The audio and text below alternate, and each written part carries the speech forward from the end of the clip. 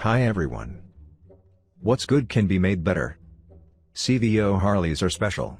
The three letters stand for Custom Vehicle Operations. They are limited edition special models, always at the cutting edge of development and at the top of the Harley-Davidson model range. When you get your hands on a CVO Harley, it is best to preserve, protect and keep it in its original condition. With this CVO Breakout, we have drawn a new line that just by looking at it, pushes it forward.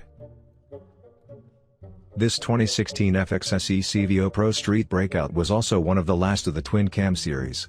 It came to us with just under 4,300 kilometers on the odometer in excellent original condition, but the customer wanted to have the bike rebuilt to his specifications.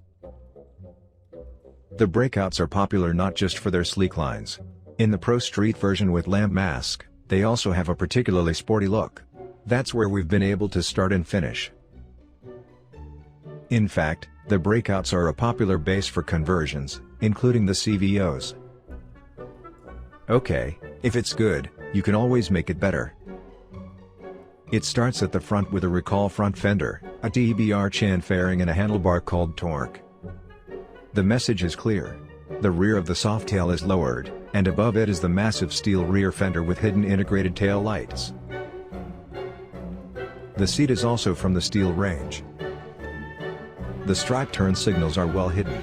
Even Motogadget's glassless rear view mirror is unobtrusive. Harley donated the CVO's double disc, recall fender and TBR chan fairing from Thunderbike. It can be even blacker.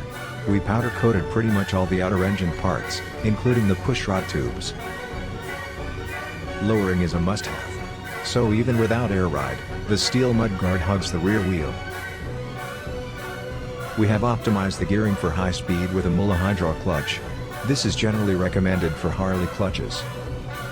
We added some visual touches by powder coating pretty much all the external engine parts, including the pushrod tubes, in black.